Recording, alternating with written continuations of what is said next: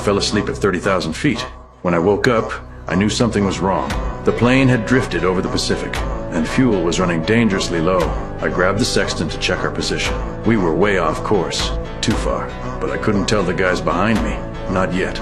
I called the base on the radio, hoping for help, but a Japanese voice came through.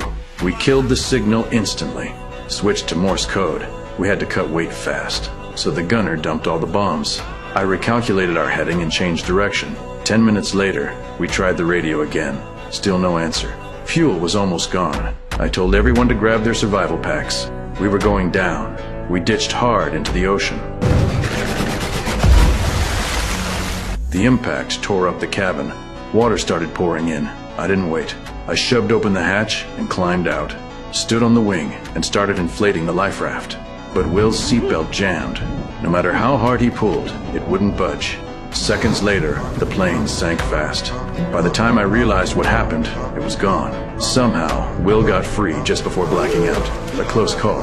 We didn't even grab the survival kits. The plane took everything down with it. We made it to the surface, but I had opened the raft upside down. The three of us struggled, fighting the current and our own exhaustion until we flipped it over. It was tiny, barely enough room. We lay side by side, soaked and shaking. But that was only the beginning. What came next was worse than death.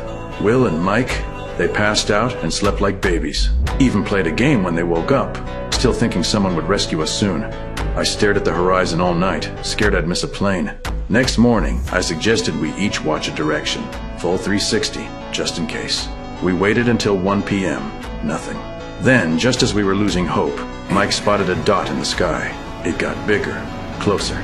It was one of ours. We were ecstatic. Finally, help had come, but I saw it right away. Something was off.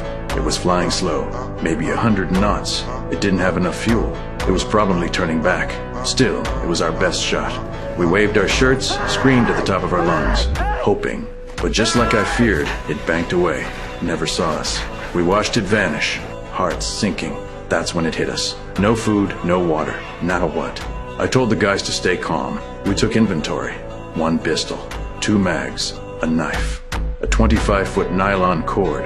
Nothing else that could help. First priority? Food. Will had an idea.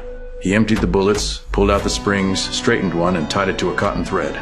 Used pliers as weight, rent cloth as bait. A makeshift fishing hook. Mike looked skeptical, but he dropped it in the water anyway. A few minutes later, he felt a tug, pulled hard, and the line snapped. The fish down there? Hungrier than we were. By afternoon, the sun was unbearable. We covered our heads with clothes, trying to slow down the dehydration.